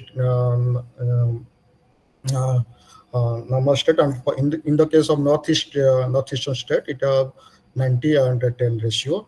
90 means central share or 10% state government share. And in case of other states, it is 60-40. 60 is the central share, 40% is the state share. Next slides. Next slides. So basically, we have wetlands. Basically, wetlands conservation and management rules 2017. It says that it is not strictly implemented like wildlife conservation, wildlife protection act like that 1972. It have some flexible like that. So in case of wetlands in conservation management rules, it is mentioned that wise use of wetlands means in case of how to conserve and manage the wetlands in the way of wise use means wise use of wetlands means you have to conserve maintain the ecological character of the wetlands. Wetland character of wetland to by through implementing ecosystem approaches within the context of sustainable development. Sustainable development means it that conservation should be conservation process should be in natural way that other natural way which in future for which will be not harmful for in future generation means in that way you have to prepare management plan of the wetlands focusing these points only. So why you use wetlands means you have to take the ecological character to be maintained without disturbing the ecological character. You have to plan how to manage the wetlands, why use of plants. So these are the definitions. Some definitions are given by the Convention of Biological Diversity. It defines ecosystem approach. Or United Nations World Commission on Environment, it defines sustainable development, ecological character. These are the definition defined by the international organization, international body. Next slide. Next slide. So basically, the rule when we have to prepare the management plan, integrated management plan of any wetlands, degrade, suppose, conserve, we have to follow the NPCA guideline. There is a guideline, National Plan Conservation Aquatic Ecosystem having some guidelines. There is 8 chapter in the guideline to prepare the integrated management plan of wetlands. At that time, you have to focus the wise use concept of the wetlands. So without disturbing the ecological character of the wetlands, you have to plan. You have to prepare the management plan in the sustainable way. How it will be sustained for the future generations. Some examples we can say here. Only there is 2 in India also. In India there is I can say here wise use and unwise use of wetlands. Some examples of wise use of wetlands in India. I can find in that is coal lands. The coal lands that is in Kerala. It is the part of the Ramsar site. Bhamnar Coal Wetland Complex Ramsar site. In that, it is one of the successful success story like that. Because in this wetland, in 6 months, both aquaculture and traditional agriculture activities are going on these coal wetlands. When water level is high, in that case, they gone through the aquaculture practices, and when water recedes, in that case they implement traditional agriculture practices. This is there is these wetlands, this whole land serving the to to return their hydrological regimes and other things. There is no changes in their ecological character of this. This is the one example of that is basically agricultural land. Agricultural they are using machine for agricultural purpose. Other example I can say here, there is Mangaljodi, that is the part of Chilika Lake that is situated in Odisha. This is the Ramsar site. It is the first Ramsar site in India. So, yeah, in that wetland, basically that Mangaljadi, it is based on the community tourism. Basically, community is handling the tourism practice here in Mangaljodi. During it also says that it is a nature tourism and ecotourism like that. In they're using there is some restriction they have implemented like that. Noiseless boat they're using, and also they without plastic and other things are there. Plastics are prohibited there, and these wetlands basically whenever it was in the time of it was basically in 10 to 20 years before, it was basically in that area birds population was very low, and also people are poaching the birds. But whenever the community tourism implemented in that area, and birds populations are in the high rate, and migratory birds are I will seen in large numbers, and its hydrological wetland regimes also maintained in that area. Ecological factors is up. Next slides. Next also, look, wise use of wetlands. We stated the examples of wise use of wetlands. We can state also unwise use of wetlands. There is examples of two wetlands in India.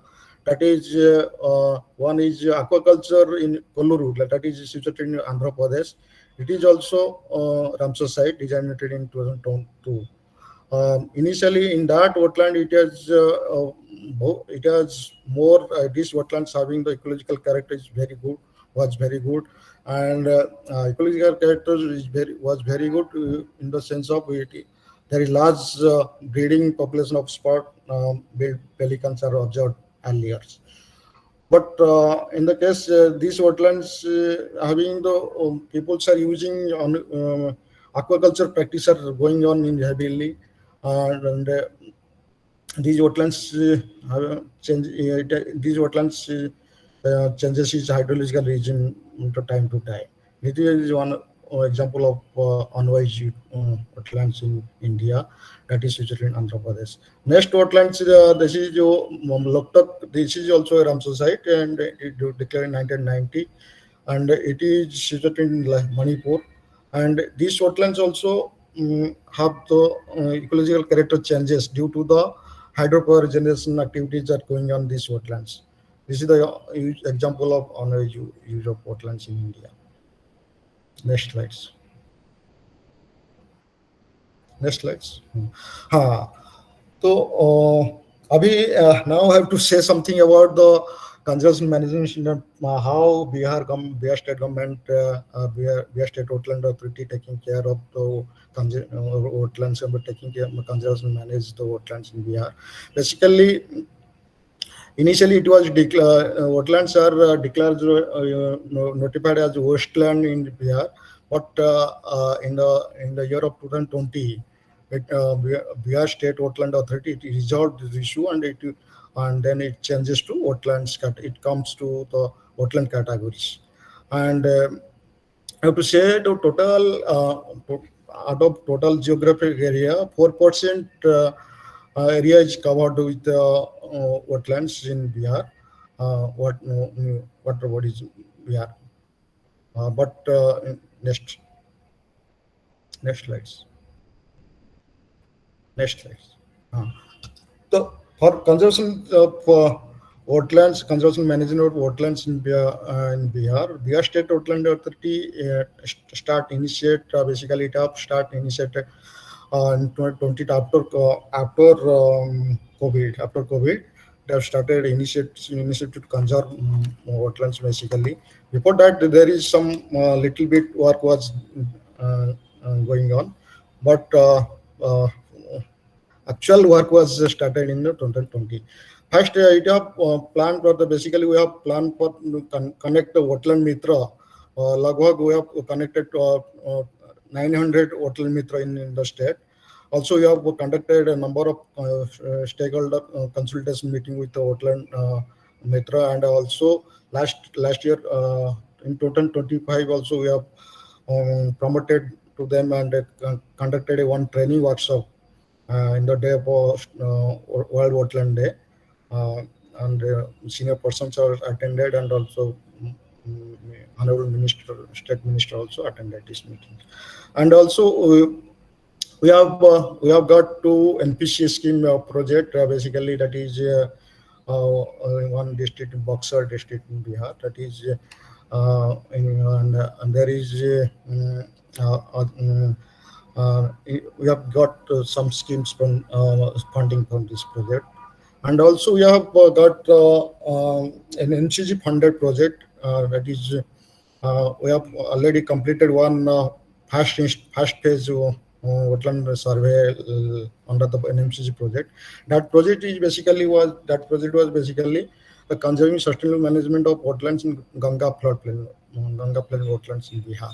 That is basically in 10 km we identified wetlands in 10 km buffer zone of the Ganga rivers. Ganga rivers basically covered 12 districts of Bihar. 12 districts of Bihar. Out of we have identified 124 wetlands. That is, these wetlands are having area about 2.25 hectares. We have prepared health card and brief documents of these wetlands, and this is fully funded by the NMCG. We got approximately 2.51 crores in the first installment. So, and also in that there is one component to prepare the lake basin management plan.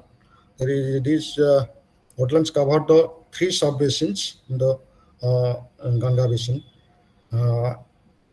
We have completed this project, and in second phase also we have got for conservation management of single wetland, that is situated in Buxar district. Out of 124 wetland, we have given high priority and low priority and moderate priority wetlands. We categorize these 124 wetlands. High priority wetlands, those are wetlands having major threats and categories in these levels, like in those wetlands having high threats. That is, these are in high priority wetlands, and those wetlands in moderate threats, that is in that category is in the moderate priority wetlands, and low priority wetlands, those are low threats wetlands. So out of 19 high priority wetlands, we got conservation management of 1 wetlands out of 19 wetlands. That scheme, that project is for the duration of 4 years, and we have got near to 3.51 crore from this for these projects. And also there is we have run for state budget to take fund from the state budget. We have prepared 4th Krishi roadmap, that is basically in Bihar. There is before that 3 Krishi roadmap also completed, but first time in 4th Krishi roadmap, wetland is included in the 4th Krishi roadmap as a DPR 08. In that we have prepared DPR for the conservation management of wetlands in Bihar, in every district of the Bihar. Lagbhag we took 133 wetlands in this scheme. That is, these wetlands are having area greater than 100 hectares. We are collaborated with the international agency like GIZ and Wetland International South Asia. We are combinedly we are mutually working to conserve the manage the wetlands in Bihar. Local organisms, we have included local organism, local university, college like that to conserve wetlands in Bihar. Next slides.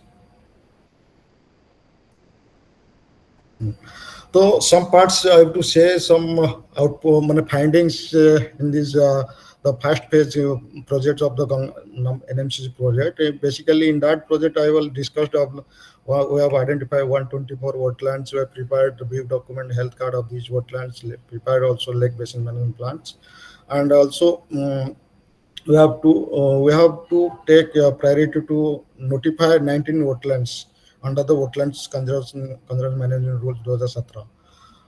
Some of the findings of this project, on the point of biodiversity. This is some floral species recorded in this project.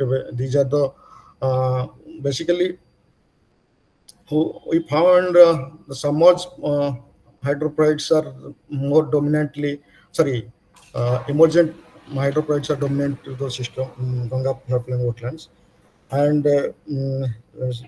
in following the submerged hydroponics. Next slides. We also recorded some faunal species. We have recorded 50 species, fish species, 1 amphibian, and 12 species of reptiles, and 14 species of mammals. 63 species of birds are recorded under these projects. Some invasive species also recorded, like tilapia and lychee, like also recorded in the under this project. We have also submitted the project final project report to NMCC. And these are included in this project reports. Next.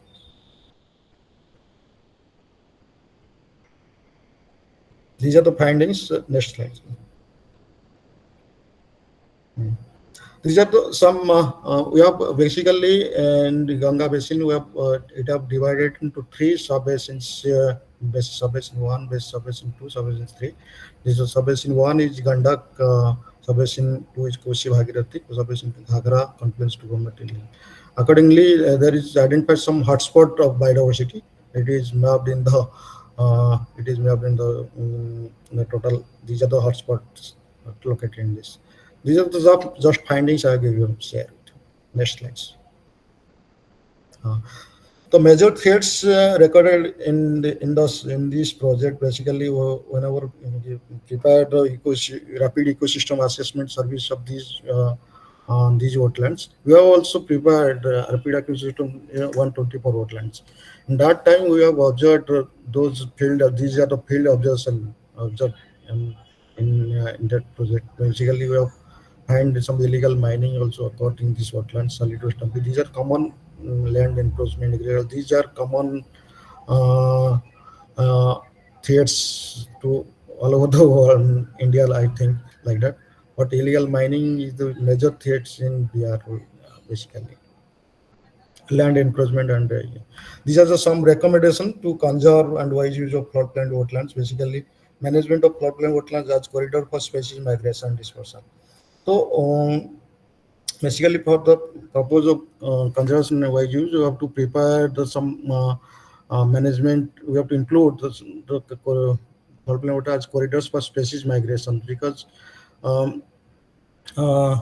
wetland there is a number of wetland complex formed in the floodplain wetlands in Ganga floodplain wetlands.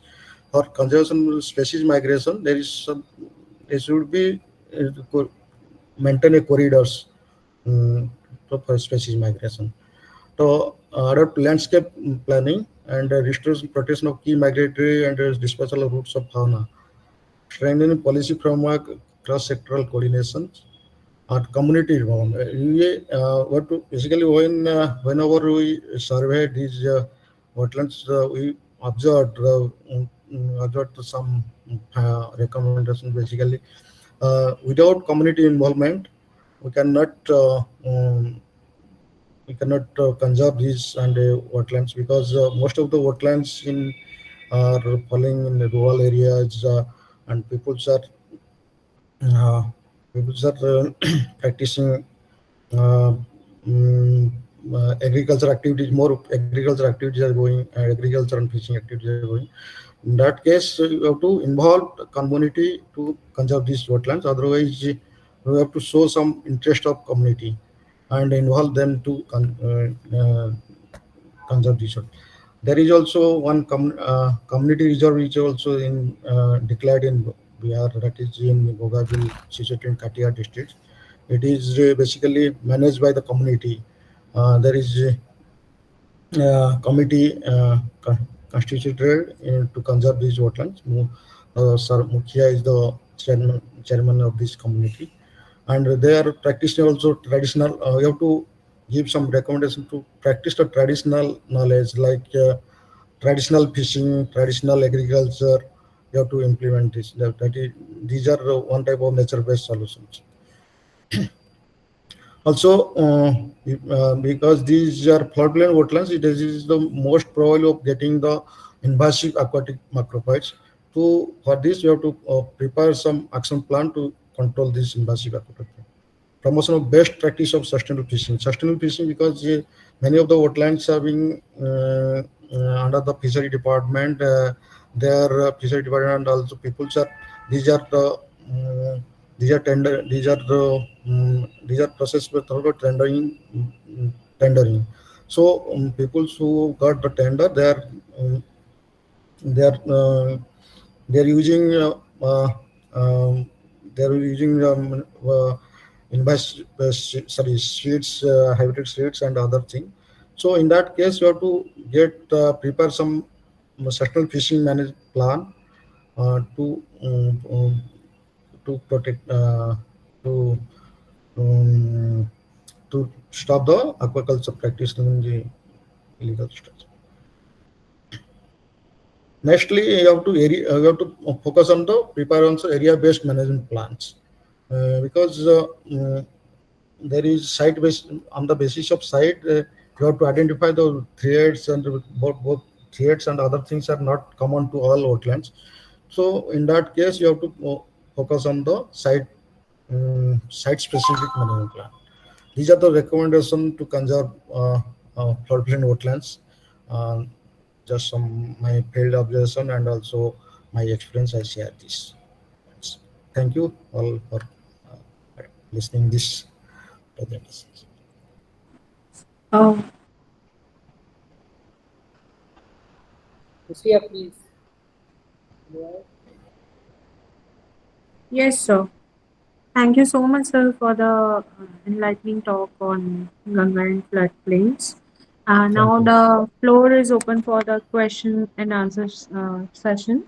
So kindly ask your queries with sir. I think we have one question from Aparna Suresh. She's asking, what about conservation activities of freshwater turtle? Okay, freshwater basically freshwater uh, freshwater wetlands, basically these are river feeder wetlands, because many of the inland wetlands, freshwater wetlands are coming under the inland wetlands.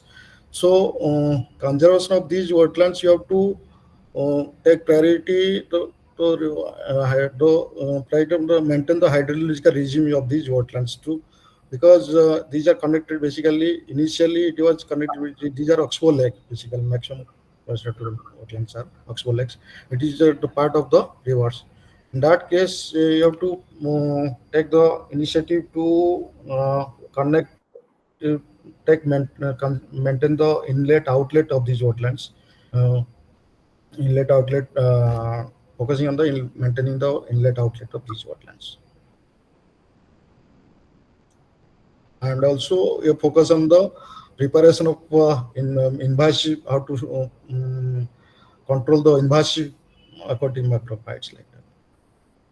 Okay, we have second question. What are the major wetlands in Bihar?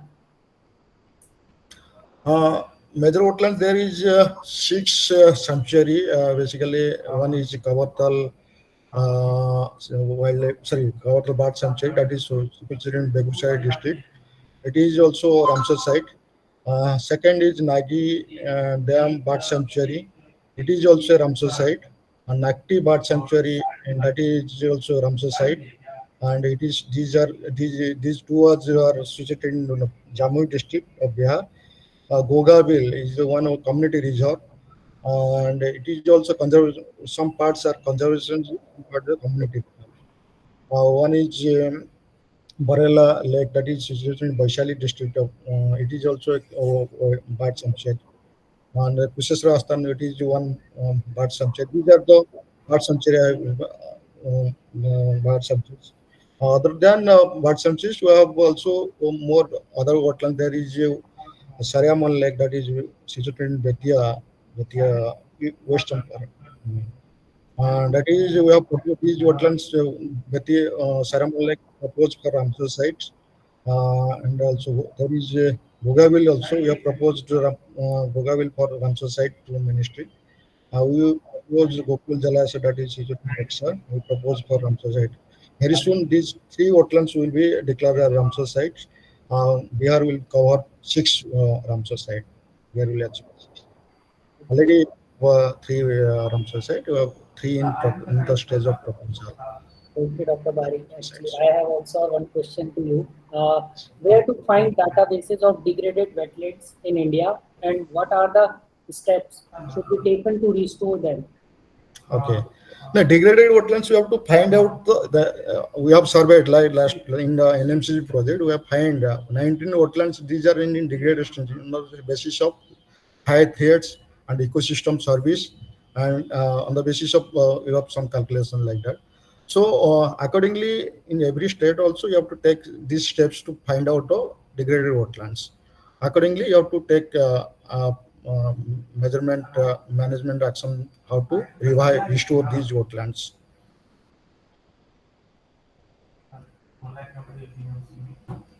Your voice is audible. Not audible. Yeah, actually, what are the steps should be taken to restore them? So that is basically site specific. You have to find out the best. You have to take a baseline survey. Basically, what are the problems in that particular wetlands. Accordingly, you have to take the step. Basically, some wetlands having the issue of water maintaining the water level, and basically most of the wetlands having to take care of the inlet. How to maintain the inlet outlet? It should be not. It should not choke by siltation. This is the main in every wetland it is common.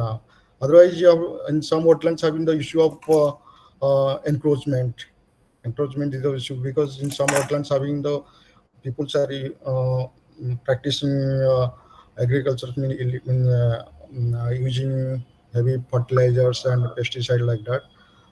In that case, you have to take give some suggestion for organic farming. Nowadays, you have taken the nature-based solution is the one best solution to conserve the wetlands. So, is there anyone have question? Okay, so I have one more question to you, and this is my last. So, apart from migratory birds arrival, what are the other common indicators or signals of climate change in wetlands? Basically, common signal is some species having you see some species, indigenous species are which are earlier you got in that wetland, but just due to the climate species which is not vanishing in some period of like that. In the case of biodiversity, I say, and also Please an unmute your invasive mic. species. Sorry to interrupt you. Priyanka Saini, please unmute. Okay. I have removed. Spread of invasive species also it is the indicator of climate change, which invasive species growth and spreading also. It is also one indicator of climate change also. And these are the points. And Sir, is there any hydrological aspect regarding the hydrological aspect. The migration, shifting of mouth also, because in case of shifting of inlet and outlet channels also is the hydrological regions observed in this due to climate change. Thank you so much. Is there anyone who would like to ask or have query regarding? I think, Priya, we should wind up the session. Sir, we have to mention that once the feedback, Yeah, we we will have receive the feedback. Yeah, please announce that. Yeah. Okay, so after this to all the participants, there is an announcement that after receiving the feedback form, we will be mailing the certificate of participation to you, and kindly fill the feedback form by the mentioned details in the text box or the chat box. Just click on the link, fill the form, and your e-certificates of participation will be sent to your registered mail. So I would request you to give vote of thanks to our speakers and our participants attendees. Okay, so moving to the vote of thanks. Good evening, everyone. On behalf of EIACP centers at FRI Dehradun, WIA Dehradun, and Uttarakhand Biodiversity Board, I extend my sincere thanks to all who joined us today for this insightful webinar on the International Day for the Conservation of Mangrove Ecosystem. We are especially grateful to our distinguished speakers, Mr. Abhimanyu, IFS, DFO Chakrata, Dr. Saroja Kumar Bari, and Ms. Neha Tamankar, research scholar at FRI Dehradun, for their wonderful, insightful, and thought-provoking presentation. Thank you to all the participants for your active engagement, and to the organizing team of Uttarakhand Biodiversity Board, especially Ria. You have done such a wonderful job. And Mr. Amir and his team, and of course us, for ensuring the smooth conduct of this event. So I conclude with some words that let us continue working to conserve our wetlands and mangrove for sustainable future, and we look forward for more such insightful talks in future events. Thank you. Thank you, everyone. Thank you for